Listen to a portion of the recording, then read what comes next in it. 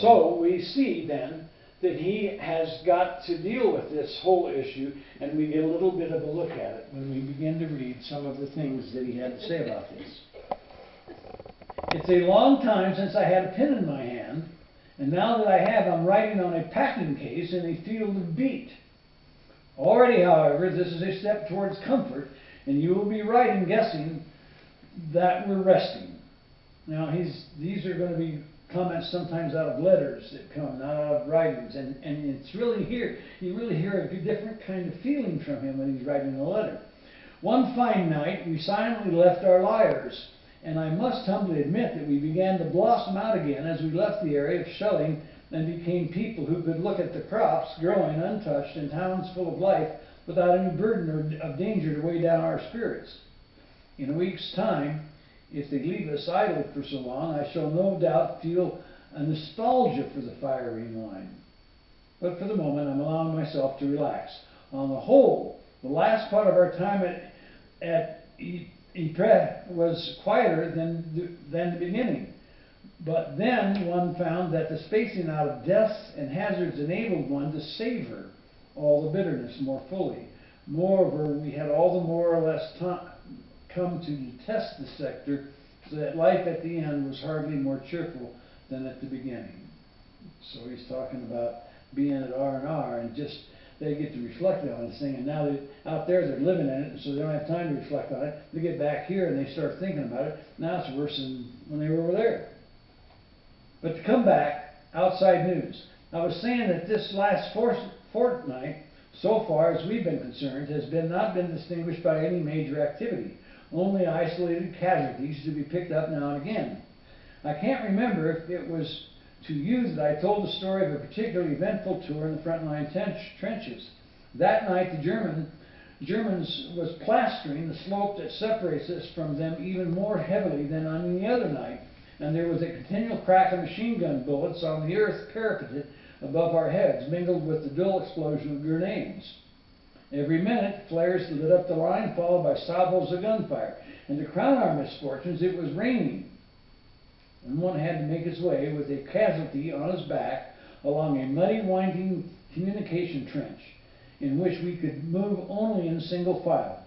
A dozen times I thought we'd never reach the end and would have to give up. Finally, however, plastered with mud, we managed to get our man out. But I can assure you that we were relieved to pass him on to some of our fellows in the support line. This episode made me appreciate the courage shown by the troops who spend days and nights under this hail of fire, which I have never before more than just passed through, and who charge into the thick of it. I know that on the other hand, they have the excitement of battle, but all the same, I felt very small compared with those men. And at the moment, I'm pretty comfortably billeted in the barn of a Flemish farm. My only complaint is that the weather is rather too chilly. Everything is quiet, and the country lush with vegetation. So you see, he didn't bypass all this stuff. He was in the middle of this thing. Now, he did as a person in that corps, he didn't have to go out and be in the middle of everything all the time. Which is to say that they realized those guys were in the middle of really hard things, so they made sure they got rest back aside and sat still for a while to get their heads screwed on back again before they took them back out in the trench.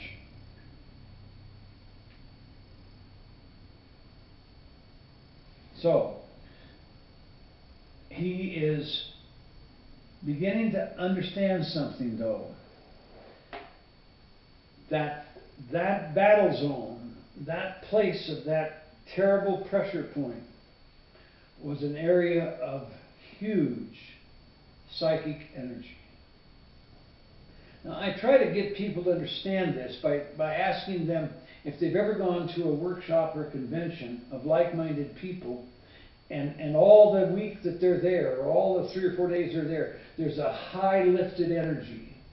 Because everybody's thinking kind of the same thing, and they're all interested in the new concepts, and they're learning, and they're reflecting, and they're sharing, and they're fighting for understanding, and just a high level of energy. And a lot of breakthroughs begin to happen.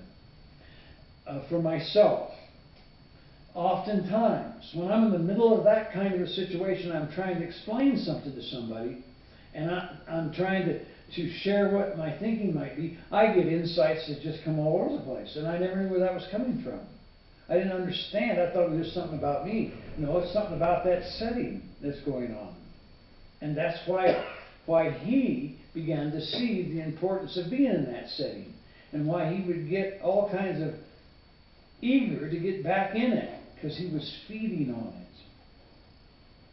it. And he was developing huge insights that he would then go back and write little notes about them.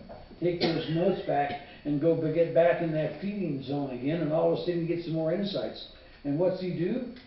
Here he is in the war, having all this huge insight shoved right at him, trying to digest it, trying to handle it, writing letters like crazy, talking about it, but all the time get a little more clear, a little more clear. And that's why he writes in 1916, he writes an article, a book called The Cosmic, and it lays out what will be the basis to his book of the phenomenon, the human phenomenon. It lays out the basis of what will be his small book, the Part of Matter. And then he gets into a topic where he talks about priest and what the priest means. My goodness gracious. Then he gets off into a topic that is going to end up being the divine milieu that he'll publish, that he'll put together to be published as a book in 1924. But all of this is all coming out of this compressed time and energy that's within the situation he's in the middle of.